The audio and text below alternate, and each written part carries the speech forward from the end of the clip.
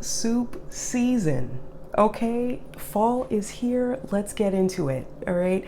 What I love about soups is that you can pack so much nutrition, so much fiber, so many different vegetables, and that's what we're talking about today. So today I'm going to show you some of the things that I got at the farmers market. So it's going to be a little bit of a farmers market haul, and then we'll talk about the different ideas for different soups that I'm going to make this week. Honestly, I won't be mad if every meal I eat this week is soup, right? Besides breakfast. Although I guess you can make breakfast soups, right? Like, I mean, pho, for example, I think is traditionally like a breakfast food. That's not my ministry, that's not my journey, but lunch and dinner will most likely all be soups. I'm just so excited for this season, and I'm excited to share with you all of the ideas I have for nutrient-packed, fiber-packed, veggie-packed fall soups. Okay, so these will all be whole food plant-based. Now you might be asking, well, Lindsay, you're always talking about protein and how to get protein and stuff like that. Your soup doesn't have to be your whole meal, right? You can have a side dish protein, right? So that's actually something that is really cool about veganism, because you can, at least for me, or being plant-based or what have you, is that you can really rethink what a plate or what a meal looks like, right? So normally you'll have, you know, the hero of the plate being the protein, and then the side being some vegetable or some salad or a soup or something like that. But what if you reverse that? Right? What if you made the plant portion of the dish the hero of the dish, and then had like a little side of whatever it is that you're eating, right? If you're a pescatarian, cool, like a side of fish. If you are a vegan, perhaps a side of seitan or tofu or what have you, right? What does that look like? Well, anyway, today, here are all the things that I either brought out of my refrigerator or freezer or just got at the weekly farmers market down the street from me. So I'll kind of walk you through all of this, and then I'll walk you through all of my ideas for what I'm making this week.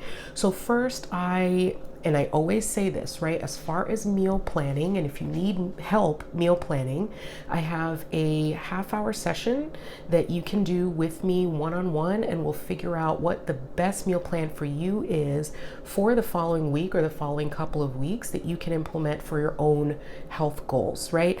But what I always start off with is, what do you already have? And so that's where I'll start today. So here is some celery. As you can see, I bought it in like a pack of 2 or 3, so you don't use that much celery unless if you're constantly making soups or something like that. So I'm going to be using the rest of this, or well, the good parts of it. Clearly I won't use this guy right here, but anyway, I have celery. I also have watercress. Watercress, since I was a child, has been one of my favorite greens ever. And so whenever I have the opportunity, whenever I have the taste for it, I will go out and find it. Luckily, I have a store by me that pretty much always has it in stock, and it's a somewhat inexpensive price, right? So what I do is I just kind of unbag it, put it in this glass container, just because it's easier to, you know, I don't have to like unwrap this annoying plastic bag. So here's what's left of it. I'll find a way to do that. This is an underrated soup green, actually. You can just throw it in at the last minute and it'll wilt, you know, just like spinach or whatever else, and it adds a kind of spicy, like slightly bitter and kind of arugula but spicier flavor, I guess, to it. So I love having these sandwiches, soups, salads, what have you. I like to have that on hand. What else did I bring out of my own kitchen refrigerator? I have this little piece of an onion left. This will probably be in one soup, and I have more onions, but that, I don't know why I brought that out actually. I also have a bag of frozen vegetable soup mix, or soup vegetable, whatever this says. I can't read backwards. I have this that was in the freezer, so I made a soup a while ago with this. I love this sort of stuff. Once you go to your grocery store, I suggest you go to the frozen aisle and this is any type of time of year. To the frozen aisle, you will see vegetable mixes, right? These are perfect for soups. Sometimes you'll see ones that actually say, yes, this is made for soup, and I love that. That's great. There are many brands that do that. It just makes it so much easier. Because, right, so for example, this one, you have okra, you have corn, you have green peas, you have, I think, fava beans, you have celery and onion and potatoes. These are, you, instead of buying all of those things and chopping everything up, and then maybe at the end of the week you still have a bunch of leftovers, or you know, bits and bobs that you might not use up, you can just buy it in a bag. It'll stay frozen in the refrigerator or freezer, exactly, or freezer, excuse me, and then you could be on your merry way.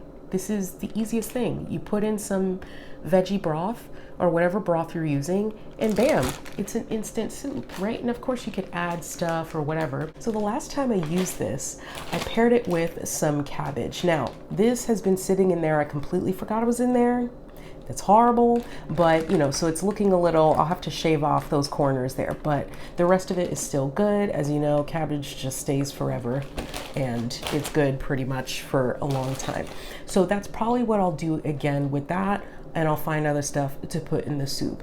The other one I got, so you'll see that I really like these veggie soup mixes that you find in the freezer. If you have a Lidl somewhere nearby, you might find this in the freezer aisle. It comes and it goes, and it's like seasonal, I think, but this is an excellent one. It's just wonderful. So it has potatoes, tomatoes, cranberry beans, carrots, peas, celery, zucchini, spinach, green beans, Swiss chard, pumpkin, Savoy cabbage, leeks, parsley, basil, garlic. Oh my God. Instead of buying all of those things and trying to follow a recipe and all that, just do yourself a favor, grab this, and then you boil it, you put it in broth, you put whatever else you want in it, and you call it a day. You know what I'm saying? These are fantastic. I'm a huge fan of these kind of convenience things. And as you can see, it's completely plant-based. There's no oil in this bag, so you know, it can really fit any dietary pattern. The great thing about those is that even though it says soup on the bag, you can make something else with it, right? As long as you cook it through, you can have it just as like a side dish of some sort or what have you, right? So I love those. I will definitely be using those. You can always jazz it up, like I said, but you know, with those, I'm buying it for convenience, so I might add a few other things here and there, but I'll just mainly use them as is.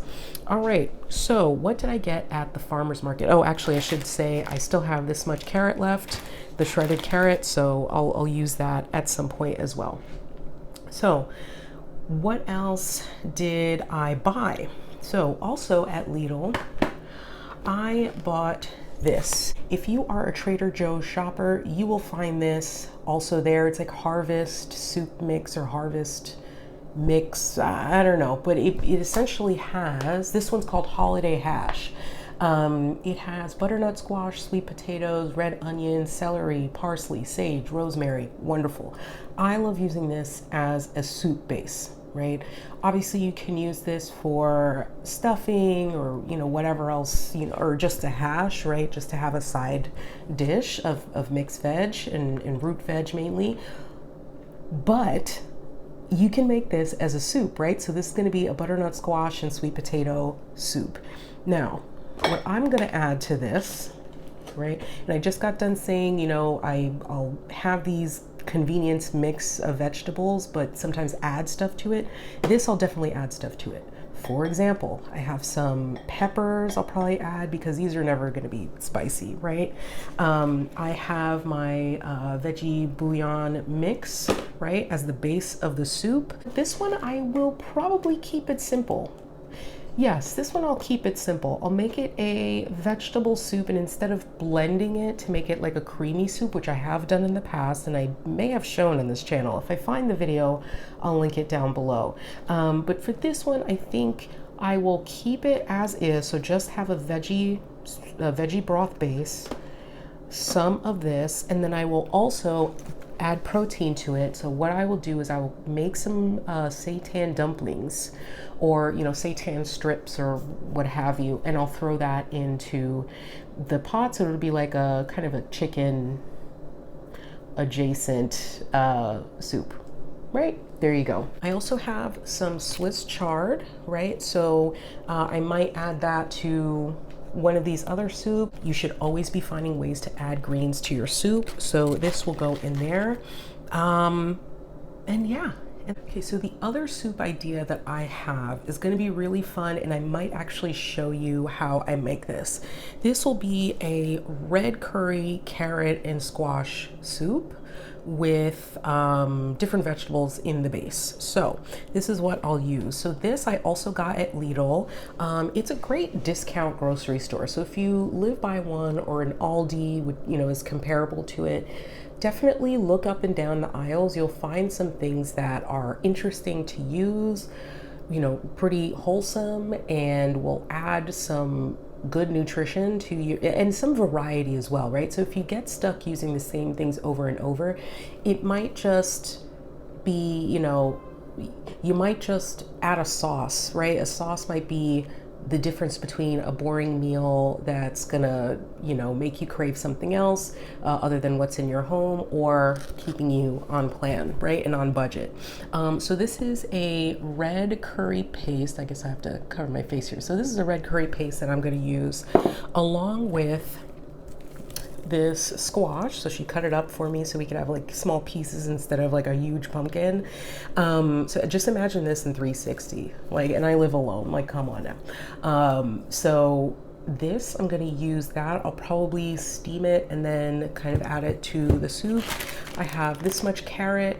What I love about soups is that you can really throw whatever else you have. Like this, instead of using it dish by dish by dish, I can throw the entire thing and blend it up in a soup, and there we go, right? So that'll be that. I'll also probably use like half a cube or something like that, since there's a lot of sodium and flavor and stuff in this red curry paste. And then I'll probably cut up some of this red bell pepper as well. I might roast the red bell pepper first and then add it to the soup. Who's to say? It depends on how much energy I have when I'm actually making the soup. And so that'll be a whole other soup. Debating adding the celery to that soup instead of some of these other soups. And then I'll probably add some more red, hot red pepper to that. I also have some jalapenos. For these, I normally buy a bunch of jalapenos from her and then pickle them, just so that I can add to wraps or sandwiches and stuff. I like my stuff spicy. I like pickled stuff, and I like spicy stuff. Speaking of pickled stuff, I got the Amish man's sauerkraut.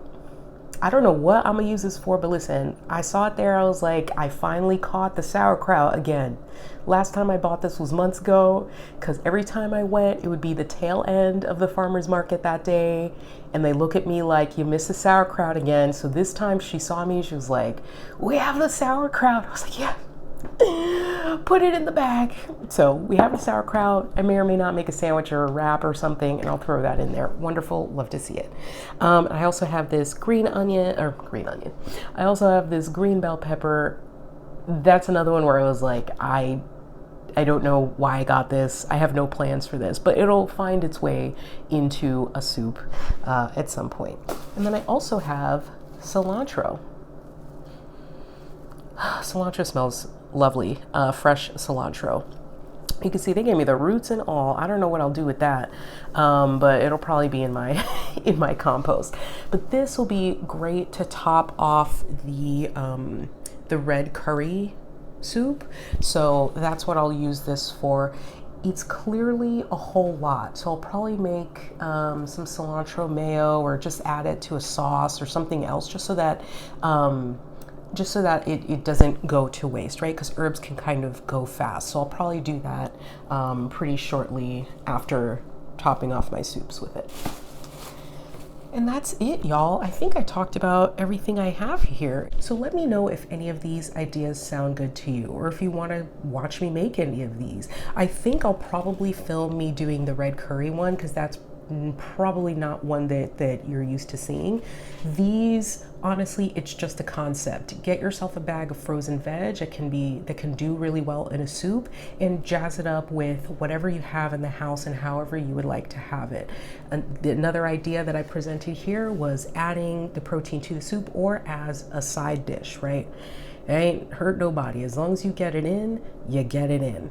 And that's pretty much it. That's all I have for you. If any of this sounds interesting to you and you haven't been here before, you're not subscribed, go ahead and do that. Go ahead and do that. That tells YouTube that you're interested in this content and that you want to see what I come up with next to help you on your fat loss journey, on your muscle building journey, on your health journey, to reduce your blood pressure, to reduce your cholesterol, all those good and happy things. Until next time, bye.